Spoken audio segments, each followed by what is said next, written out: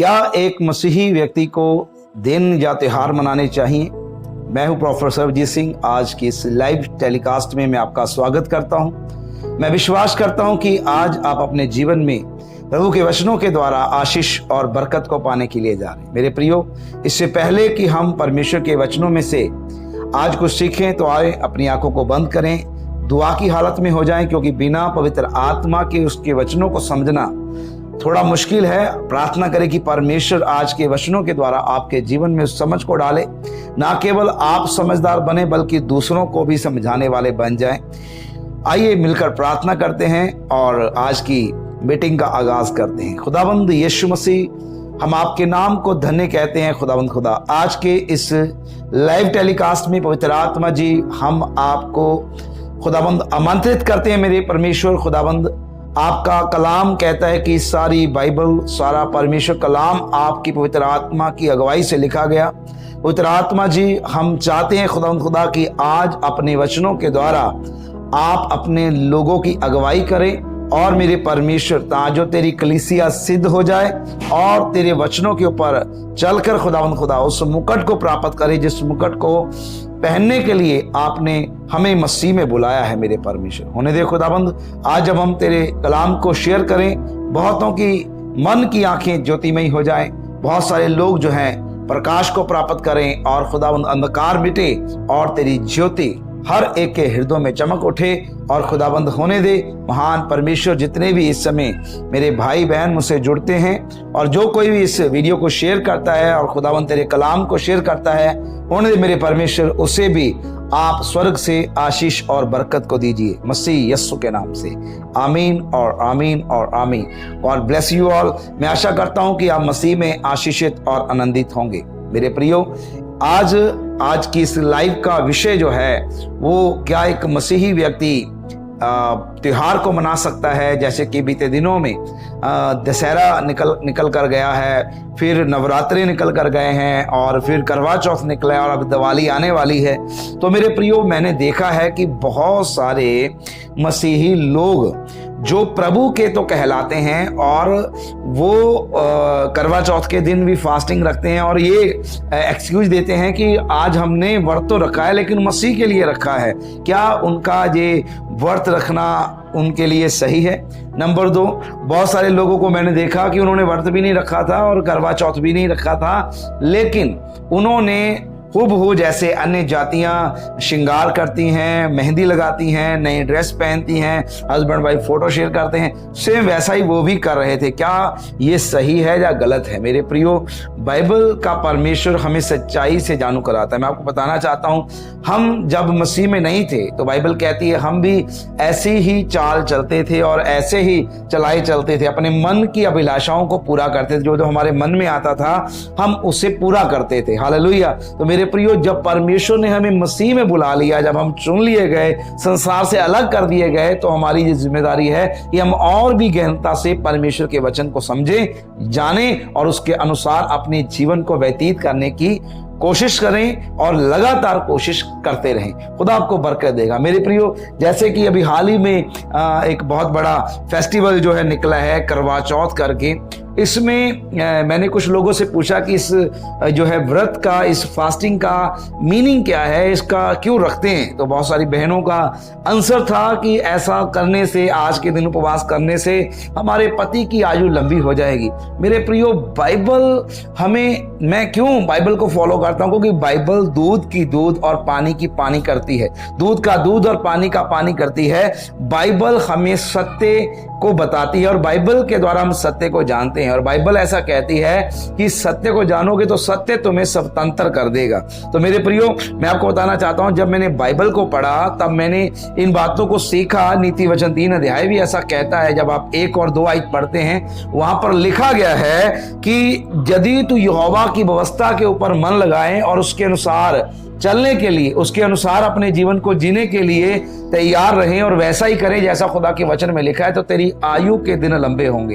Hallelujah. तो Bible ऐसा कहती है कि किसी के उपवास रखने से या किसी की प्रार्थना करने से मेरी आयु लंबी होने वाली नहीं है। कब लंबी होगी? जब मैं खुदावंद के वचनों के ऊपर चलूंगा। और यहां तक कि बाइबल नए नियम में इसको और सरल कर दे रही है। बाइबल ने कहा कि जो मसीह में आ गया और मसीह का अनुकरण करने लगा और मसीह का अनुयायी बन गया, वो सदा की जिंदगी प्राप्त कर गया, इटर्नल लाइफ, वो कभी मरेगा ही नहीं। हालेलुया। मौत खत्म, मौत आएगी नहीं, और यदि आ भी जाए तो खुदा कलाम कहता है अंतिम दिनों में मैं फिर से उसे उठा खड़ा करूंगा। और यदि मसीह में, मार्था को खुदावंद यीशु मसीह ने कहा था कि मैं तुम्हें सत्य कहता हूं, जो मुझ पर ईमान रखता है, पहली बात वो मरेगा नहीं, दूसरी बात यदि मर भी जाए तो भी वो जीवन जारी रखेगा। तो मेरे प्रियो, बाइबल की इतनी बड़ी सच्चाइयां कि हम जब परमेश्वर को जान जाते हैं तो सचमुच हमें इटर्नल लाइफ मिलती है। तो अभी एक फेस्टिवल निकल गया, बहुत सारे और भी आएंगे। बहुत सारे मसीही लोग जो है पटाखे बजाएंगे, पतंग उड़ाएंगे, पतंगबाजी करेंगे, लोहड़ी आएगी, ऐसे त्योहार आते जाएंगे। और हमारे लोग भी यदि उन चीजों में इन्वॉल्व होते जाएंगे तो बाइबल उसके विषय में क्या कहती है, तो हम वही आज सीखने के लिए जा रहे हैं। हमें उन चीजों में इन्वॉल्व नहीं होना है। देखिए, जब आप पहला वचन मैं आपको आज दे रहा हूं, जब आप पढ़ेंगे 2 कुरिन्थियां उसका 6वां अध्याय, उसकी 14 आय से लेकर 18 आय तक, यहां पर क्या लिखा गया है? कहता, आप विश्वासियों के साथ आसमान के जुए में ना जूतो। आप विश्वासियों के साथ आसमान जुए में ना जूतो, क्योंकि धार्मिकता का अधर्म से क्या मेल जोल, जा ज्योति का अंधकार से क्या संगति, और मसीह का बलियाल के साथ क्या लगाओ, जा विश्वासी के साथ अविश्वासी का क्या नाता, और मूर्तों के साथ परमेश्वर के मंदिर का क्या संबंध, क्योंकि हम तो जीवते परमेश्वर के मंदिर हैं। जैसा परमेश्वर ने कहा, मैं उनमें वसूंगा और उनमें चला फिरा करूंगा, और मैं उनका परमेश्वर होऊंगा और वह मेरे लोग होंगे। इसलिए प्रभु कहता है, उनके बीच में से निकल आओ और अलग रहो। किनके बीच में? जो संसार की बातों पर मन लगाते हैं, जो संसारिक कामों को करते हैं, उनके बीच में से निकल आओ और अशुद्ध वस्तुओं को मत छुओ। तब मैं तुम्हें ग्रहण करूंगा और तुम्हारा पिता होऊंगा और तुम मेरे बेटे बेटियां होंगे। यह सर्वशक्तिमान परमेश्वर का वचन है। बोलो आमीन, हालेलुया। क्लियर कट आखिर में संत पौलुस ने इस विषय में लिख दिया कि ये जो वचन है, ये जो सलाह है, ये मेरी ओर से नहीं, ये सर्वशक्तिमान परमेश्वर का वचन है कि तुम उनसे अलग रहो, उनके बीच में से निकल आओ, उनके बीच में से निकल आओ, उनके जैसे काम ना करो। हालेलुया। और पौलुस आगे 2 कुरिन्थियां 5 अध्याय यदि 17 आयत को पढ़ते तो क्या लिखता है? कहता है कि तुम मसीह में नई सृष्टि हो मेरे प्रियो। तुम पुराने लोग नहीं रहे जो पहले पुराना जीवन जीते थे, तुम अब वो नहीं हो। अब तुम मसीह में नई सृष्टि हो, पुरानी बातें बीत गई, देखो सब कुछ नया हो गया है। हालेलुया। तो मेरे प्रियो, अविश्वासियों के साथ हम उनके साथ क्यों आसमान के जुए में जोते कि यदि एक अविश्वासी मेहंदी लगा रहा है और प्रभु के लोग भी मेहंदी लगा रहे हैं, तो फिर दोनों में फर्क कहां है?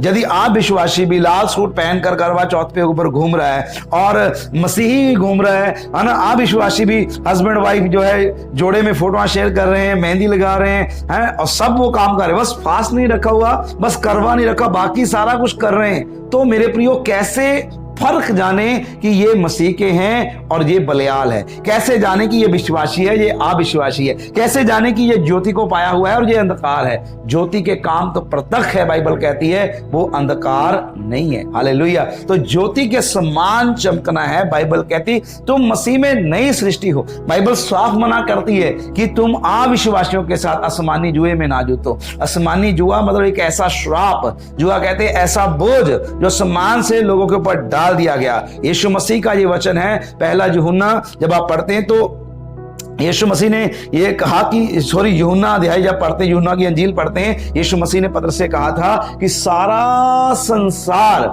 शैतान के वश में पड़ा है। हालेलुया। लेकिन मेरा उसके साथ कोई भी मेल नहीं, आपका भी उसके साथ कोई मेल नहीं। सारा संसार जो है आसमान जुए के नीचे है, एक बोझ के तले है। उनका सरदार, उनका प्रिंस, उनका राजकुमार शैतान आता है, बाइबल ऐसा कहती है। लेकिन यीशु ने कहा उसके साथ मेरा कोई लगाव नहीं, मेरा उसके साथ कोई संबंध नहीं है। और यो यीशु से पैदा हुए उनका भी उनके साथ कोई संबंध नहीं है। तो यदि उनका कोई संबंध नहीं है तो हम फिर संसार जो उसके वश में पड़ा है, जो नहीं जान जानता सच्चाई को, जो सच्चाई को नहीं पहचानता, जो सच्चे ईश्वर को नहीं जानता, तो फिर हम उनके अनुसार कैसे चल सकते हैं, कैसे उन्हें कॉपी कर सकते हैं, कैसे उनका अनुकरण कर सकते हैं। बाइबल तो कहती है कि हम मसीह का अनुकरण करें। हालेलुया, मसीह का अनुकरण करना है। और यीशु मसीह ने हमें कहा है कि तुम जगत की ज्योति हो। यदि ज्योति अंधकार होगी तो मेरे प्रियो किस रीति से उसे उजाला किया जाएगा। अगला वचन मैं आपको बताता हूं, रोमियो 12 अध्याय उसकी 2 आयत क्या कहती है। आप उसे निकाल सकते, पढ़ सकते, स्क्रीन के ऊपर भी आपको वचन मिल जाएगा, आप आसानी से उसे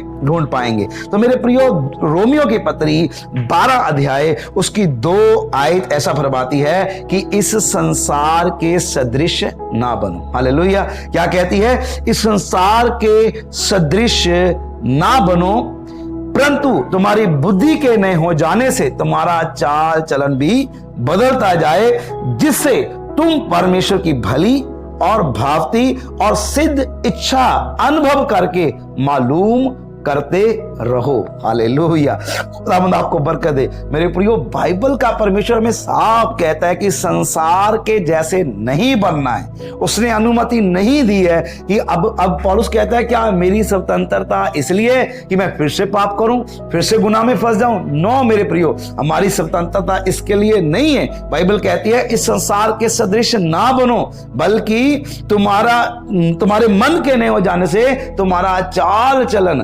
तुम्हारा रंग ढंग भी बदलता जाए। हालेलुया, क्योंकि हमें प्रभु ने बुलाया है, क्योंकि हमें प्रभु ने स्वर्गीय स्थानों में से चुना है। उसने हमारे लिए स्वर्गीय स्थान ठहराए हैं। मेरे प्रियो, मैं और आप मसीह में एक अलग कर दिए गए। अब मस्सा किए हुए व्यक्ति का मतलब क्या होता है? मसीही का मतलब क्या होता है? मस्सा किया हुआ का मतलब होता है दुनिया से अलग किया हुआ, एक चीज जो अलग कर दी गई, जो संसार से अलग कर दी गई। आप यदि मसीह कहलाते हैं, दैट्स मीन आप मस्सा किए गए हैं, अलग किए गए हैं। अब आपको और मुझे संसार के सदृश नहीं चलना है। हालेलुया, संसार के सदृश नहीं चलना है, बल्कि वही करना है जो बाइबल कहती है। बाइबल क्या कहती है? आयु लंबी कैसे होगी? वचन पढ़ने से। हैं, वचन पढ़ने से।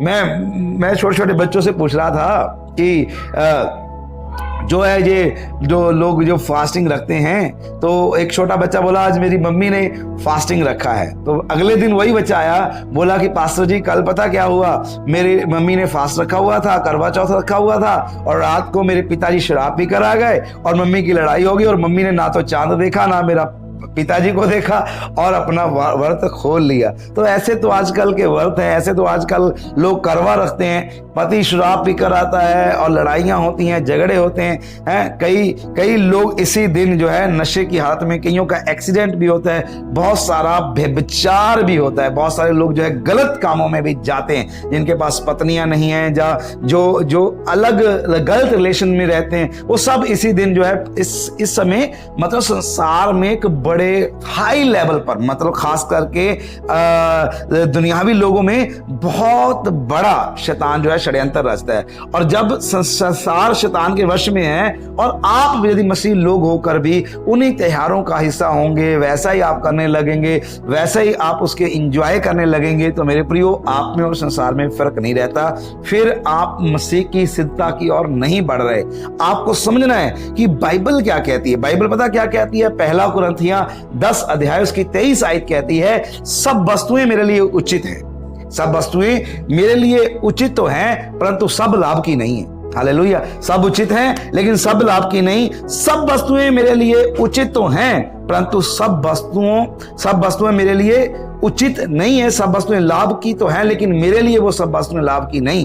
हो सकता है कि ये त्योहार जो है उनके लिए लाभ पहुंचाते होंगे, लेकिन वो मेरे लिए नहीं है, क्योंकि मैं संसार का अब नहीं हूं। मुझे प्रभु ने अलग कर दिया है। हालेलुया, प्रभु ने मुझे चुन लिया है कि मैं उसके सिद्ध वचनों को समझकर, सिद्ध कलाम को समझकर उसके अनुसार अपने जीवन को जीऊं। मैं जान गया हूं कि बाइबल को यदि मैं पढ़ूंगा, परमेश्वर के वचन को यदि मैं समझूंगा और उसके अनुसार जीवन को जीऊंगा, तो मुझे ना केवल लंबी आयु बल्कि इटर्नल लाइफ मिलेगी, सदा की जिंदगी मिलेगी। हालेलुया, जो कभी खत्म नहीं होगी। हालेलुया, और प्रभु के साथ हम मेज में से स्वर्गीय स्थानों में बैठाए जाएंगे और मेज में से खाने पाएंगे। हाँ, इतने बड़े बड़े प्रॉमिस। बाइबल कहती तुम परदेसी हो, तुम स्वदेश में रहते हो, तुम यहाँ के नहीं हो, ये लोग तुम ये जो पुरानी सृष्टि है उसमें से तुम्हें प्रभु ने चुन लिया। जब तुमने बपतिस्मा लिया, प्रभु को कबूल किया, तब तुम संसार के लिए मर गए। पौलुस गलातियों की पुस्तक में साफ लिखता है 6 अध्याय में, संसार मेरी दृष्टि में और मैं संसार की दृष्टि में क्रूस पर चढ़ाया गया हूं। हालेलुया। तो संसार मेरे लिए मर गया, मैं संसार के लिए मर गया,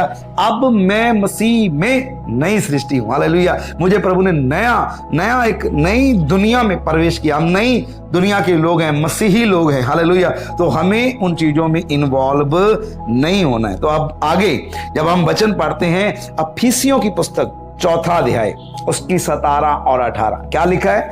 लिखा है, इसलिए मैं ये कहता हूं और प्रभु में जताए देता हूं कि जैसे अन्य जातियां लोग अपने मन की अनर्थ रीति पर चलते हैं, तुम अब से फिर ऐसे ना चलो। हालेलुया। क्या लिखा? इसलिए मैं ये कहता हूं और प्रभु में तुम्हें जताए देता हूं कि जैसे अन्य जातियां मन की अनर्थ रीति पर चलती हैं, तुम फिर आपसे ऐसा ना चलो, क्योंकि उनकी बुद्धि अंधेरी हो गई है। हालेलुया। उनकी बुद्धि क्या हो गई? अंधेरी हो गई है, और उस अज्ञानता के कारण उनमें और उनके मन की कठोरता के कारण परमेश्वर के जीवन से अलग किए हुए हैं। हालेलुया। वो अलग किए हुए हैं, परमेश्वर से दूर किए हुए, लेकिन तुम नजदीक हो। हालेलुया। इसलिए कहता है, मैं कह देता हूं और प्रभु में जताए देता हूं कि तुम अन्यों जातियों के जैसे अपने जीवन को मत जीना, वैसे ही तुम उन चीजों में इन्वॉल्व ना होना। हम एक ही त्योहार मनाते हैं, वो त्योहार है प्रभु के जी उठने का दिन। प्रभु के जी उठने की खुशी हर रोज हम मनाते हैं। हर रोज हमारे लिए एक नई सवेर होती है।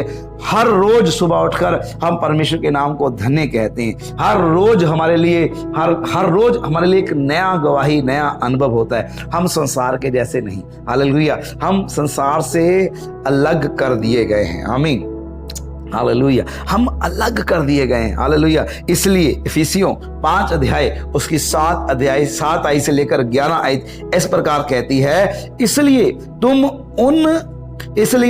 उनके सहभागी ना हो, क्योंकि तुम तो पहले अंधकार में थे, परंतु अब प्रभु में ज्योति हो। आमीन। पहले अंधकार में थे, अब प्रभु में तुम ज्योति हो। सो ज्योति के समान चलो, ज्योति के नाई चलो, क्योंकि ज्योति का फल सब प्रकार की भलाई, धार्मिकता, सत्य है, और ये परखो कि प्रभु को क्या भाता है, और अंधकार के निष्फल कामों में सहभागी ना हो और उन पर उल्हाना दो। हालेलुया। कितना प्यारा वचन, ये बाइबल के वचन है मेरे प्रियो। साफ रीति से परमेश्वर के संत पौलुस ने इन चीजों को लिखा, और मैं जब इन चीजों को पढ़ता हूं, मैं देखता हूं ये बहुत ही हमारे लिए अद्भुत अलौकिक बातें पहले से लिख दी गई हैं कि मसीह जीवन कैसे जीना है, कैसे हमने जीना है। अब बहुत सारे लोग कहते हैं कि पास्टर क्या हमें ऐसा करना चाहिए या नहीं करना चाहिए। अब वो क्यों कहते हैं ऐसा? क्योंकि उन्होंने बाइबल नहीं पढ़ी है। मेरे प्रियो, जब आप बाइबल को पढ़ते हैं, बाइबल के परमेश्वर के बारे में जानते हैं, तो ये बाइबल आपको हर एक बात सिखाती है। बाइबल क्या कहती है? इसलिए उनके सहभागी ना हो जाओ, उनके साथ सहभागिता ना रखो, जैसे वो काम कर तुम भी ना करो, क्योंकि तुम तो पहले अंधकार में थे, अब ज्योति में हो, और जब तुम ज्योति हो तो ज्योति की संतान के समान अपने जीवन को जियो। तो मेरे प्रियो, जब आप ज्योति हैं तो फिर आप अंधकार में चल नहीं सकते, आप अंधकार का जीवन जी नहीं सकते, आपको ज्योति में जीना होगा। आपको दूसरों को रोशनी देनी है। हालेलुया। दूसरों को बताना, ये समय आपके लिए गवाही का समय होता है। लेकिन मैं क्या देखता हूं कि मसीही बहनें भी और अन्य जाति बहनें भी, और दोनों ने सेम ड्रेस पहनी हुई है लाल रंग की, दोनों ने संदूर लगा रखा है, बिंदरी लगा रखी है, बिंदिया लगा रखी है, चूड़ियां पहन रखी हैं।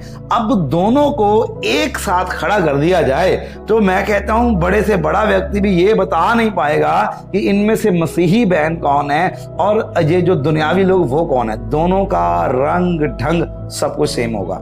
मेरे प्रियो, बाइबल हमारे पास्टर कहते थे, हमारे जो उस्ताद थे वो कहा करते थे, ऐसा अब भी है, वो कहा करते थे कि अपने प्रचारों में कि एक भगत में और एक ठगत में, एक भक्तनी में और एक ठगतनी में फर्क दिखना चाहिए। हालेलुया। ऐसा ना हो कि हम भी वैसे ही दिखें जैसे आम लोग हैं, वैसे ही हम भी अपने जीवन को जिए।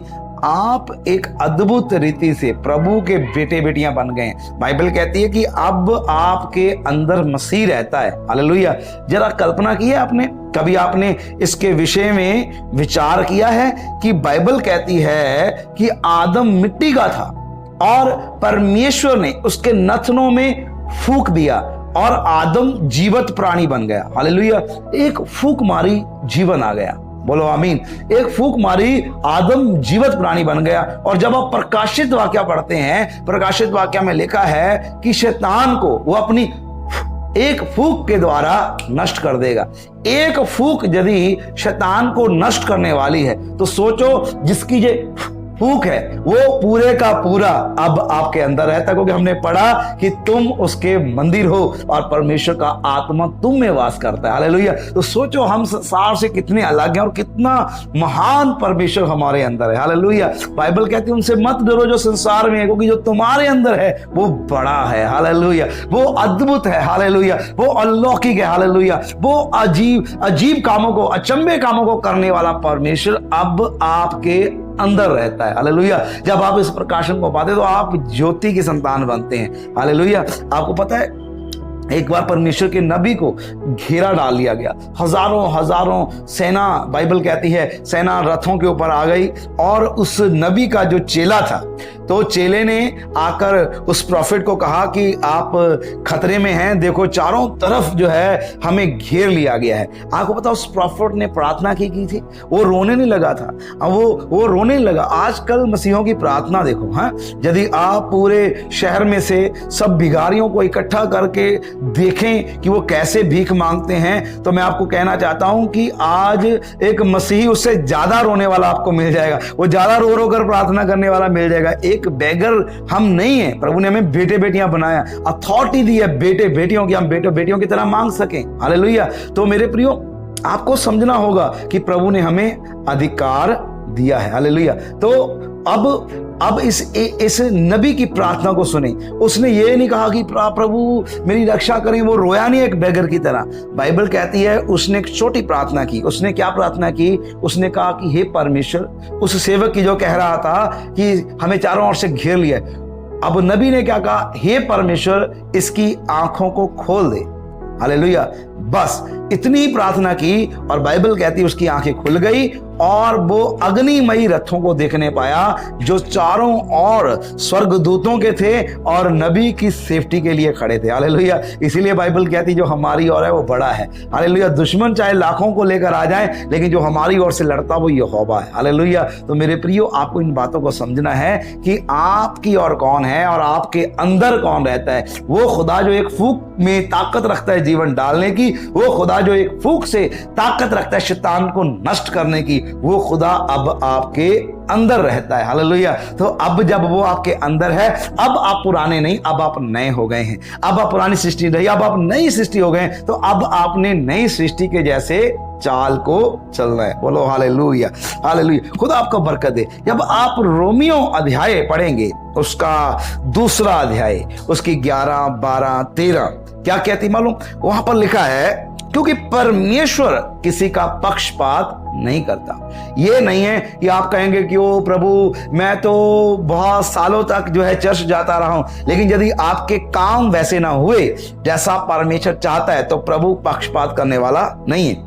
इसलिए जिन्होंने बिना व्यवस्था पाए पाप किया, रोमियो 2:11, जिसने बिना व्यवस्था पाए पाप किया वह बिना व्यवस्था के नष्ट होंगे, और जिन्होंने व्यवस्था पाकर पाप किया उनका दंड व्यवस्था के अनुसार होगा, क्योंकि परमेश्वर के यहां व्यवस्था को सुनने वाले नहीं पर व्यवस्था पर चलने वाले धर्मी ठहराए जाएंगे। हालेलुया। बाइबल साफ कहती है परमेश्वर पक्षपात नहीं करेगा। परमेश्वर आपको आप यदि व्यवस्था पाए हैं, आपके पास बाइबल है, कलाम है, तो आपका न्याय भी इसी कलाम के अनुसार होगा। हालेलुया। यदि आपने नहीं कलाम पाया, जिन लोगों को नहीं पता है, और उनका न्याय जो है बाइबल के बिना होगा, व्यवस्था के बिना होगा। लेकिन जब आप जान गए, जब आप चर्च जाते, आप मसीही हैं, तो आप जब कलाम को जानते तो आपका न्याय कलाम के अनुसार होगा। हालेलुया। अब व्यवस्था क्या कहती है ये भी जानकर चलेंगे। व्यवस्था विवरण उसका 18 अध्याय उसकी 19 आयत को जब आप पढ़ते हैं तो बाइबल का परमेश्वर ऐसे कहता है अपने लोगों को, जब वो कनान के ऊपर, जब वो उन लोगों के ऊपर जो परमेश्वर जिनके ऊपर उनको कब्जा देने के लिए जा रहा था, जिन लोगों को उनके आगे से निकालने पर था, वो परमेश्वर ने अपने लोगों को क्या सलाह दी थी, आप उसे सुनकर चलेंगे। व्यवस्था विवरण उसका 18 अध्याय उसकी 19 आयत से लेकर जब आप 13 आयत तक पढ़ती हैं तो क्या लिखा, जब तू उस देश का अधिकारी, हालेलुया, जब तू उस देश में पहुंचे और जो तेरा परमेश्वर यहोवा तुझे देता है, तब वहां की जातियों के अनुसार घिनौने काम ना करना। जब तू उस देश में पहुंचे जो तेरा परमेश्वर यहोवा तुझे देने पर है, तब तू उन जातियों के अनुसार जो वहां पर रहती हैं उनके अनुसार घिनौने काम ना करना सीखना। तुझ में कोई ऐसा ना हो जो अपने बेटे या बेटी को आग में होम करके बलि चढ़ाने वाला हो, या भावी कहने वाला ना हो, या फिर शुभ अशुभ मुहूर्तों को पूछने वाला ना हो, या मानने वाला ना हो, या टूना करने वाला ना हो। है ना, आज ये जो करते हैं सारा दिए जलाते हैं, चांद देखते हैं, ये वो सब, ये क्या है ना, आप जरा समझना ये क्या चीजें हैं। टूना करने वाले काम ना सीखना, तांत्रिक ना बनना, बाजीगर ना बनना, ओशों के काम ना करना, ना पूछने वाला, ना भूत साधने वाला, ना भूतों को जगाने वाला, क्योंकि जितने ऐसे ऐसे काम करते हैं वह सब यहोवा की दृष्टि में घृणित है, और इन्हीं घृणित कामों के कारण तेरा परमेश्वर यहोवा उनको तेरे सामने से निकालने पर है। तू अपने परमेश्वर यहोवा के सन्मुख सिद्ध बना रहने। हालेलुया। कहता यही कामों के कारण मैं उनको निकालने वाला हूं। निश्चय प्रभु उन लोगों को भी प्यार करता था, उन लोगों से भी मोहब्बत करता है। जैसे आज आप देखते हैं कि इजराइल और गाजा पट्टी में जो है युद्ध लगा है, उधर के भी लोग मर रहे हैं, इधर भी लोग मर रहे हैं। तो ऐसा नहीं है परमेश्वर सिर्फ इजराइल से मोहब्बत करता है, परमेश्वर दुनिया के हर एक उस व्यक्ति से मोहब्बत करता है जिसके ऊपर प्रभु को आस है कि ये बचाया जा सकता है। इवन वो बुरे को भी मोहब्बत करता है, उसने पापियों के लिए अपनी जान दी है। तो मेरे प्रियो, परमेश्वर ने ऐसा नहीं कि उन लोगों को चिताया नहीं होगा, परमेश्वर ने उन लोगों को बताया नहीं होगा। जब वो अपनी बातों से नहीं फिरे, जब वो घिनौने काम करते ही रहे, तो परमेश्वर ने उन्हें वहां से हटाकर अपनी निज प्रजा को, यहूदियों को वहां पर बसाया, जो आज इजराइल देश है। हालेलुया। तो मेरे प्रियो, आपको समझना चाहिए कि परमेश्वर घृणा करता है इन कामों से, वो नफरत करता है। अब आप अपनी दृष्टि में धर्मी बनते जाओ कि ये मैंने तो कोई गलत नहीं किया, मैंने क्या हुआ, मैंने थोड़ा तैयारी हो गया हूं तो इसमें क्या गुनाह है, आज मैंने थोड़ा चूड़ियां पहन ली तो इसमें कौन सा परमेश्वर नाराज हो जाएंगे, मैं कोई पाप तो नहीं कर रहा, मैंने यदि संदूर लगा लिया आज, यदि आज मैंने उपवास रख लिया, यदि आज मैंने शॉपिंग कर ली है तो ऐसा। अरे भैया, तुम किसको धोखा दे रहे हो? ये अपने आप से पूछना, क्या तुम सचमुच एक नई सृष्टि की चाल चल रहे हो? हालेलुया। क्या तुम नई सृष्टि की चाल चल रहे हो? क्या तुम सचमुच मसीही हो? क्या सचमुच परमेश्वर का वचन आपको ये करने से आज्ञा देता है या आपको रोकता है? बाइबल कहता है तुम संसार के सदृश ना बनो, अविश्वासियों के साथ जुए में ना जीतो, तुम नई सृष्टि हो। आपको इन वचनों को समझना है और इसे रीड करना है ताकि आप समझ सके कि परमेश्वर आपसे क्या चाहता है। आखिरी वचन को आपके लिए पढ़ता हूं, कुलुसियों अध्याय 4 और 2 उसकी 2 आयत, 4 अध्याय उसकी 2 आयत, आखिरी आखिरी आखिरी वचन है जे। आइए आप इसे ले लें। बाइबल कहती है प्रार्थना में लगे रहो। कुलुसियों 4 अध्याय 2 आयत, प्रार्थना में लगे रहो और धन्यवाद के साथ उसमें जागृत रहो, जागते रहो, सो मत जाओ। अपने आत्मिक जीवन को जिंदा जागत रहो, आप जागते रखो। मेरे प्रियो, प्रार्थना में लगे रहो। हालेलुया। यदि आपने आज इन वचनों को सुना है तो बाइबल साफ आपको कह रहा है कि आपको संसार के सदस्य नहीं बनना बल्कि प्रार्थना में लगे रहना है। ये दिन हर मसीहों के लिए प्रार्थना के दिन होते हैं। मेरे प्रियो, इन दिनों में तांत्रिक, ओशे, है ना, आप देखो ये दिवाली के दिन है हिंदुस्तान में, ये सब उल्टे सीधे काम करने वाले, भूत साधने वाले, ये सब इन दिनों में अपना पखंड करना शुरू कर देते हैं। तो ऐसे में बाइबल कहती है तुम आत्मिक युद्ध में हो, और हमारा युद्ध जो है प्रधानताओं से, अधिकारियों से हैं रूलर्स से, जो राज्य करते हैं उनके साथ है जो आकाश में है। तो मेरे प्रियो, हमें युद्ध लड़ना है। हमारा युद्ध लहू और मांस के साथ नहीं है। एक विश्वासी होने के नाते जब लोग त्योहार मना रहे तो आप उपवास में होने चाहिए। यदि लोग रसगुल्ले खा रहे तो आप उपवास में होने चाहिए। यदि लोग मेकअप कर रहे हैं, लोग, आपको अपने मुंह पर तेल मलकर प्रभु के उस समय उपवास में प्रार्थना सहित प्रभु के सन्मुख आना है। ऐसा नहीं कि हम करवा चौथ के दिन आप बोले कि मैंने तो मसीह के लिए उपवास रखा, फिर आप अपने आप को धोखा दे रहे हैं भैया। और भी दिन है उपवास रखने के लिए। यदि आप सचमुच चाहते हैं कि आपके पति की आयु लंबी हो जाए तो अपने पति को बाइबल के साथ जोड़ें और खुद भी बाइबल के साथ जोड़ें। आपकी भी आयु लंबी होगी। आपके पति की खाली आयु लंबी करके क्या करेंगे आप, जब आप ही नहीं रहेंगे? आप भी बाइबल को पढ़ें, अपने पति को भी पढ़ने लगाएं, आप भी परमेश्वर के वचन को मनन करें, उनको भी कराएं, इवन अपने बच्चों को भी करवाएं। तो मेरे प्रियो, आगे भी बहुत सारे त्योहार आएंगे। मैं आशा करता हूं कि आज के बाद आप दुनियावी चाल चलन को छोड़कर मसीह में चलेंगे, क्योंकि बाइबल कहती है थोड़ा सा खमीर पूरे गूंदे हुए आटे को खमीरा कर देता है, खमीरा कर देता है। तो आपको खमीरी आटा बनना है, नया गूंदा हुआ आटा बनना है, ताकि प्रभु की सिद्ध इच्छा आप प्राप्त कर सके। हालेलुया। तो आइए, मैं जानता हूं कि आपने आज के वचन के द्वारा बरकत पाई है। और यदि आज आपको ये वचन जो है आपको टो गए हैं, आपने इस वचन से सीखा है, या आपके लिए जो गोल्डन वर्सेस है जिसके द्वारा आपने शिक्षा पाई है, क्योंकि शिक्षा पाना बहुत जरूरी है। बाइबल कहती है जिन्होंने बपतिस्मा लिया वो प्रेरितों से शिक्षा पाने और प्रार्थना करने में ललीन रहे। शिक्षा का होना बहुत जरूरी है, क्योंकि यदि शिक्षा नहीं होगी, यदि टीचिंग नहीं होगी, तो लोग बहक जाएंगे, अनुशासन को तोड़ते रहेंगे और वो कह देंगे हमें तो किसी ने बताया नहीं था कि ये जो वचन भी बाइबल में लिखे हुए। जब आपको ये वर्सेस मिली है तो इसे एक नोट बनाएं।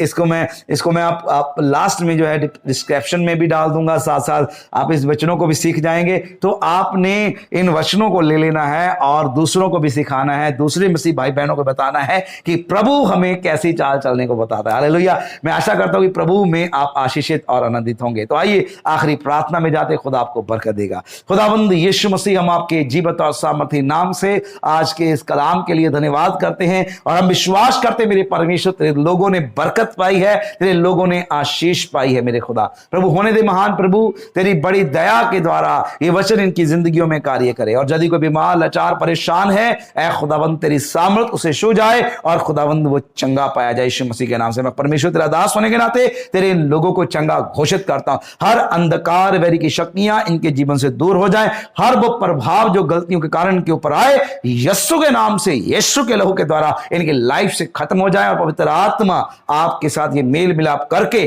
खुदावंद तेरी ओर सिद्ध होते चले जाएं। ऐ खुदावंद तेरे सामर्थी स्वर्गदूत जो एलिशा के चारों ओर थे, इनकी ओर भी लग जाएं और खुदा तेरी बड़ी बरकत ये पाते चले जाएं और खुदा तेरा अनुग्रह पे अनुग्रह इनके ऊपर होता ही रहे, मसीह यीशु के नाम से, आमीन और आमीन। फिर मिलेंगे प्रभु के नए वचनों के साथ, ताजा मन्ना के साथ। तब तक के लिए खुदा आपको बरकत दे। God bless you.